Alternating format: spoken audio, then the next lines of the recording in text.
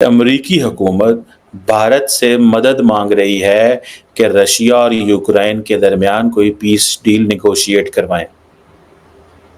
दोस्तों क्या बात है, किसने सोचा था 1947 में एक मुल्क जो आज़ाद हो रहा है वो 76-77 साल के बाद वो दुनिया की दो बड़ी सुपर पावर्स उनके दरमियान जो है वो पीस डील्स कराएगा। इस वक्त तकरीबन 196 या 200 के लगभग ममालिक मौजूद हैं। ठीक है, इन 200 में से इन 204 में से सिर्फ इंडिया ही वो वाहिद मुल्क है जिसने बैक वक्त दो मुख्तलिफ जो राइवलरीज हैं एक दूसरे की, दो मुख्तलिफ ममालिक जिनकी आपस में जंग चल रही है उनका बैक वक्त दौरा किया है और दोनों ममालिक में डंके की चोट पर यह बात की है कि दोनों ममालिक आपस में एक टेबल पर बैठकर कोई पीस एग्रीमेंट तय करे और दुनिया में अमन और शांति का जो नया चैप्टर हो उसको शुरू करने। बिल्कुल, इस बात से मैं जी और अल्लाह ने मुझे मुस्लिम पैदा किया, ये मेरे लिए बहुत बड़ी बात है। लेकिन मैं आज दिल से कह रहा हूँ कि जैसा इंडिया है ना, हम 2 दफा पैदा होकर भी वैसे नहीं होते। नहीं, आप देखें इंडिया की आवाम, इंडिया के लोग, इंडिया के प्लेयर्स इंडिया के साथ खड़े हैं, पैसे दे के आवाम के लिए वो जीते हैं, लोगों का हौसला अफजाई करते हैं। हाँ, मैं भी भिखारी हूँ,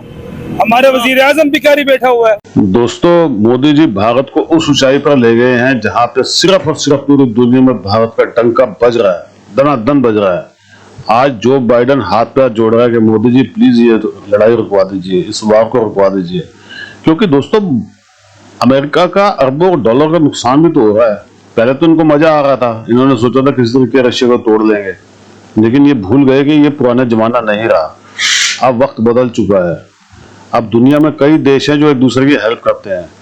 जैसे रशिया की हमने बहुत हेल्प की है क्योंकि हमें तेल सस्ता मिला था, हम तो लेंगे ही। ऐसे ही चीन, आप जानते हैं अमेरिका का दुश्मन है, उसने भी खूब तेल लिया, उसने भी रशिया की मदद की है। अब ये रशिया को नहीं तोड़ पाएंगे दोस्तों। एक जमाना था जब इन्होंने पाकिस्तान की हेल्प ली थी, लेकिन अब पाकिस्तान वैसे ही आपको देख लीजिए भिखारी हो चुका है। और सबसे बड़ी बात तो यह है दोस्तों कि पाकिस्तान की चीखें निकलनी शुरू हो गई हैं।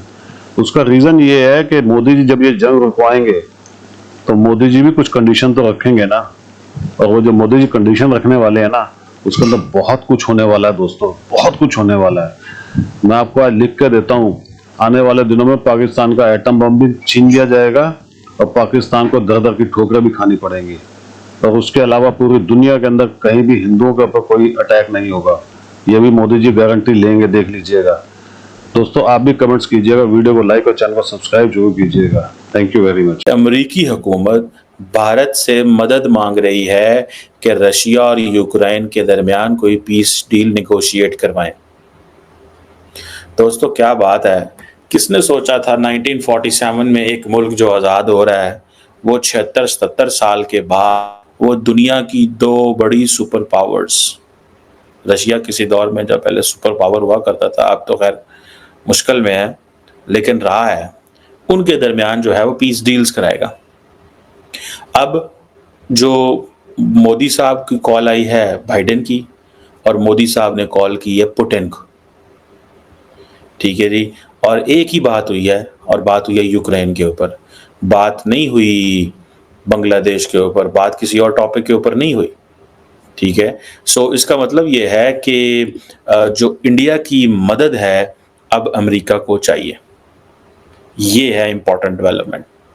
अब देखें, जब नरेंद्र मोदी साहब यूक्रेन गए तो किसी ने ये सोचा नहीं था, या कुछ ऐसा प्लान में था नहीं, या कोई सोच नहीं सकता था कि इसका मकसद ये हो सकता है कि नरेंद्र मोदी जो हैं, क्योंकि उनके बहुत अच्छे ताल्लुकात हैं प्रेसिडेंट पुतिन के साथ, और कहा जा रहा है कि एक ही ऐसा बड़ा इंपॉर्टेंट मुल्क है जिसके दोनों साइड पे इंपॉर्टेंट ताल्लुकात हैं, अमेरिका के साथ भी बड़े इंपॉर्टेंट है और रशिया के साथ भी हैं।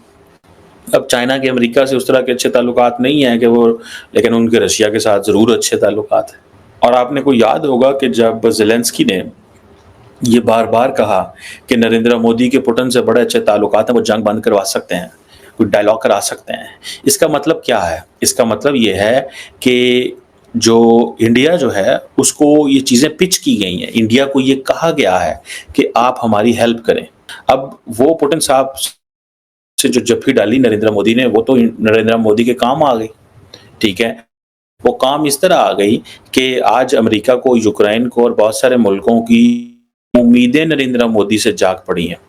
देखिए नरेंद्र मोदी ये डील करवा सकते हैं या नहीं करवा सकते, ये नेगोशिएशन होती है या नहीं होती, डायलॉग चलता है या नहीं चलता। लेकिन इंपॉर्टेंट चीज ये है कि उन्होंने ये कॉन्सिडर, अमरीकी कहते हैं कि जी इंडिया का जो वजीर आज़म है वो मैसेंजर ऑफ पीस है, उसके पास मैसेज था पीस का कि ह्यूमैनिटेरियन सपोर्ट की जाए यूक्रेन की, उसके एनर्जी सेक्टर की मदद की जाए।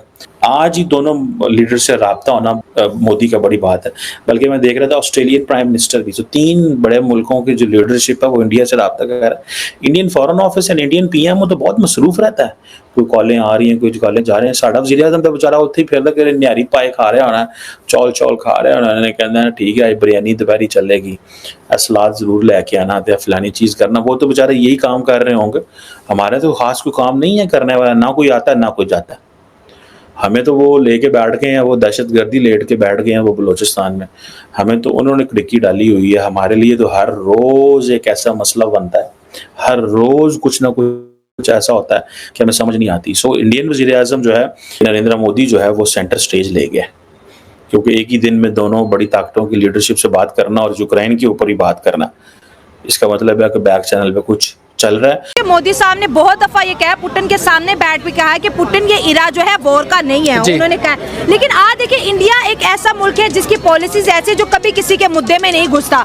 आज इंडिया को बुलाया जा रहा है, आज इंडिया की हेल्प मांगी जा रही है, तो इंडिया के मोदी साहब ने जो बाइडेन की कॉल बंद होते उन्होंने कॉल की है पुतिन को, पुतिन से बात की है कि हम जो है रशिया और यूक्रेन की जो है जंग बंदी करवाने की बात करें। सर यहाँ पे सवाल ये भी पैदा होता है कि देखिए अमेरिका जैसा मुल्क जो है आज वो सिर्फ और सिर्फ कहते हैं ना कि इंडिया के बलबूते बैठा हुआ है। जो जप्पी मोदी साहब ने रशिया में पुतिन को डाली, वो जप्पी की तो वाह होगी, यूरोप को समझ आ गई कि भाई पुतिन अगर मानेगा तो मोदी की बात मानेगा। अब इस वक्त तकरीबन 196 या 200 के लगभग ममालिक मौजूद हैं। ठीक है, इन 200 में से, इन 204 में से सिर्फ इंडिया ही वो वाहिद मुल्क है जिसने बैक वक्त 2 मुख्तलिफ जो राइवलरीज हैं एक दूसरे की, 2 मुख्तलिफ ममालिक जिनकी आपस में जंग चल रही है, उनका बैक वक्त दौरा किया है और दोनों ममालिक में डंके की चोट पर यह बात की है कि दोनों ममालिक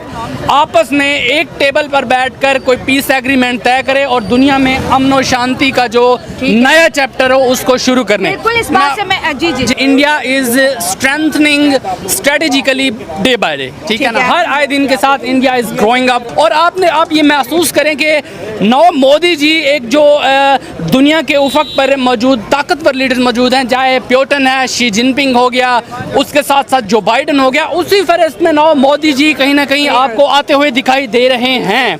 क्योंकि जिस तरह के कंसेंसस, जिस तरह की बातचीत इन बड़े ताकतवर लीडर्स के दरमियान आपको दिखाई दे रही है, तो मोदी जी उसका हिस्सा बनते जा रहे हैं। तो that's a good and amazing thing बस फॉर दिस कॉन्टिनेंट। ये बहुत अच्छी बात है कि हमारे इस एशिया से भी कोई ताकतवर ऐसा लीडर कह लें या कोई ऐसा रहनुमा या इस तरह की कोई शख्सियत सामने आ रही है कि जिससे बातचीत की जा रही है। यहाँ मैं आपको शायला एक इंटरेस्टिंग बात बताऊंगा फॉरेन अफेयर्स के एतबार से। फॉरेन अफेयर्स के मैदान पे जिस तरह मोदी जी बल्लेबाजी कर रहे हैं, यकीन जानिए कि एक के बाद एक आपको छक्का पवेलियन से बाहर जाता हुआ दिखाई दे रहा है। उसकी बड़ी मिसाल आपको मैं हालिया बताऊं। देखें, यूक्रेन की से जाने से पहले मोदी जी से ये एक्सपेक्ट किया जा रहा था कि कहीं रशिया नाराज़ ना हो जाए उनसे, और रशिया के दिल में या गुमान में इंडिया के लिए कोई किसी किस्म की खलत जन्म ना ले ले। तो मोदी जी को ये यकीनन बताया गया कि आप रिस्की हो सकता है, रिस्की हो सकता है, तो आप इस चीज़ को मैनेज करने के लिए जो फ़ज़ाई रूट इख्तियार करें वो रशिया से होकर जाएं यूक्रेन की तरफ, ताकि रशिया को भी एक गुडविल जेस्चर मिल जाए और उसको भी वो एतमाद में ले सकें और साइन ये रशिया को भी दिखा दें कि ये जो स्ट्रेटेजिक मूव चली जा रही है, this is our related to our international affair.